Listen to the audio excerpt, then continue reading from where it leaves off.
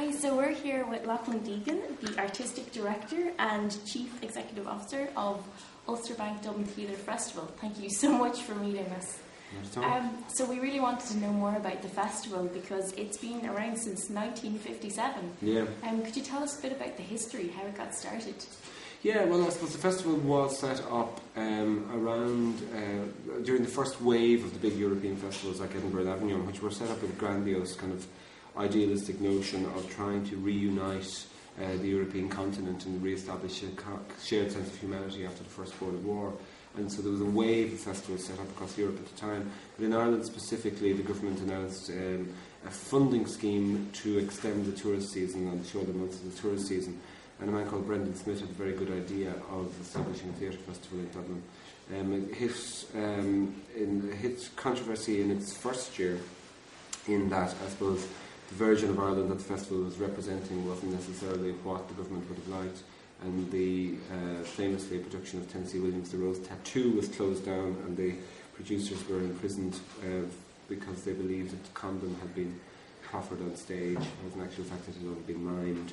And the next year of the festival, the government withdrew funding because there were plans to stage works by a new play by Sean O'Casey and an adaptation of Ulysses, and Joyce and O'Casey were known to be anti-clerical, and therefore the Archbishop of Dublin at the time refused to say the Mass that traditionally blessed the start of the festival, and because of his lack of support, the government felt they had no option but to withdraw funding. So the festival came back in 1959 with when the theatre managements of the city decided to get together to try and save the festival, and it's been thriving ever since. Okay, and with all those kind of difficulties, what do you think is responsible for its continuous success every year? Well, I think it's probably because Dublin is a great theatrical city. You know, it has a famous theatrical and literary heritage, I think it has a huge audience for theatre. There's a great passion for theatre in the very kind of bricks and mortar of the city, and I think that's reflected every year. And I think that the combination of premiering new works by leading Irish writers and theatre companies alongside some of the world's leading theatre makers and theatre companies every year just provides a kind of a unique kind of cocktail of interest for the city that somehow has become synonymous with how Dublin perceives itself. And I think the city, or the festival, represents the city so well, and it's so of the city and of the people of Dublin, that I think it's one of the reasons why it has sustained for so long. Okay, and we're actually just behind us is the set for I Heart Alice Heart I, which is one of the many plays that are going on. And this is in the Project Art Centre, and it seems like not only do you have plays here, but there's a lot of critics panels and other events that seem to divide the wall between the audience and the performers. Could you tell us a little more about those events? Yeah, we have a whole series of special events that we run during the festival, where in many ways gives the audience an opportunity to discuss and to consider the work that they've seen, to meet with the artists, to ask questions of the work, but also to give feedback on whether or not they're liking the work that they see.